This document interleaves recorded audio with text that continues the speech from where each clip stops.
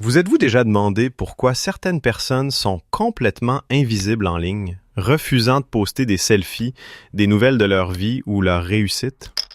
Voici 6 raisons expliquées très simplement par la psychologie. 1.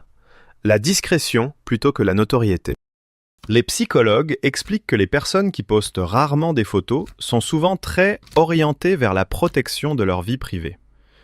Cela signifie qu'elles accordent une grande importance au contrôle de ce que les autres voient et pensent d'elles. Elles ne sont pas nécessairement asociales, elles protègent simplement leur espace mental. Alors que la plupart des gens cherchent la reconnaissance à travers les likes et les commentaires, elles s'appuient sur l'auto-validation. Elles n'ont pas besoin de rendre leur vie publique pour se sentir bien. C'est un signe subtil de paix intérieure. Elles établissent des frontières qui empêchent les inconnus de consommer leur histoire personnelle. Elles privilégient la motivation intrinsèque plutôt que les récompenses externes comme les shoots de dopamine des notifications. Elles comprennent que la vie privée est une forme de pouvoir dans une économie de l'attention. 2. Les nuances de la conscience de soi. Il faut aussi reconnaître que ce comportement ne découle pas toujours de la confiance en soi, car il peut provenir d'une motivation d'évitement. Pour une grande partie de la population, ne pas poster est lié à l'anxiété sociale ou à des complexes physiques. Ce groupe subit l'effet projecteur, où ils surestiment à quel point les autres jugent durement leur apparence. Ils évitent de poster non pas par supériorité, mais parce que la pression du perfectionnisme est trop écrasante. Ils craignent que leur vie réelle ne soit pas à la hauteur de l'esthétique soignée de la plateforme. Cependant, la recherche sur la clarté du concept de soi montre que ceux qui partagent moins ont souvent une idée plus précise de qui ils sont hors ligne. Ils connaissent leurs valeurs, leurs objectifs et ce qui compte vraiment pour eux, sans avoir besoin de l'approbation des autres. Cela les rend moins susceptibles de suivre les tendances ou de se comparer aux autres.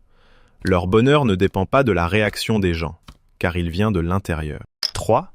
La sécurité émotionnelle est le piège de la reconnaissance.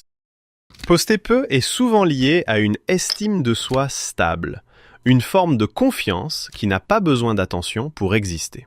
Ils ne postent pas de selfies pour prouver leur valeur, car ils se sentent déjà complets.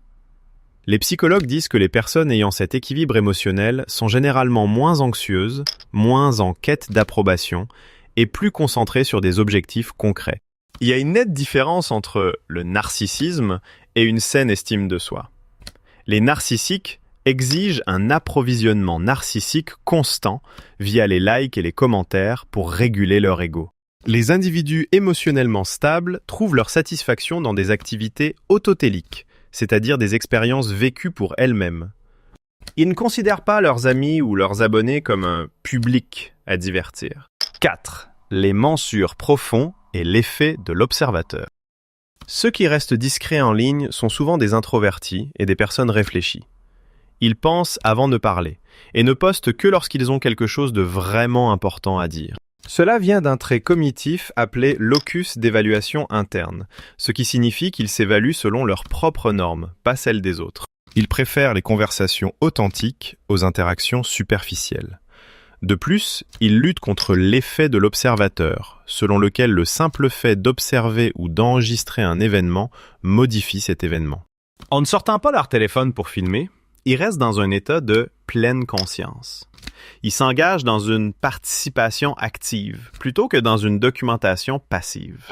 Ils évitent la charge cognitive nécessaire pour retoucher, filtrer et légender un moment, et choisissent simplement de le vivre. 5. Sécurité, sagesse et hygiène numérique. Beaucoup de ceux qui ne postent pas font simplement preuve d'un haut niveau d'hygiène numérique et de prévoyance. Avec l'essor de l'intelligence artificielle et de l'exploration de données, ces individus sont extrêmement prudents quant à leur empreinte numérique. Ils refusent de fournir des données biométriques à des algorithmes qui pourraient être utilisés à mauvais escient. Ils se protègent, ainsi que leur famille, du cyberharcèlement en limitant la disponibilité de leurs informations. Ils comprennent que, une fois les données téléchargées sur un serveur, ils perdent la propriété de leur propre image. Ce n'est pas de la paranoïa, c'est une stratégie calculée de gestion des risques. 6. Comprendre l'illusion numérique. Beaucoup d'entre eux savent à quel point les réseaux sociaux peuvent facilement déformer la réalité. Les psychologues appellent cela la théorie de la comparaison sociale, où les gens mesurent constamment leur propre valeur par rapport au best-of des autres. En restant discrets, ils protègent leur santé mentale de cette spirale de comparaison sans fin. Ils choisissent la tranquillité plutôt que la performance. Ils reconnaissent que les fils d'actualité des réseaux sociaux sont une réalité organisée et non une vérité objective. Ils refusent de participer à un jeu où les mesures sont des indicateurs de vanité plutôt que de la substance.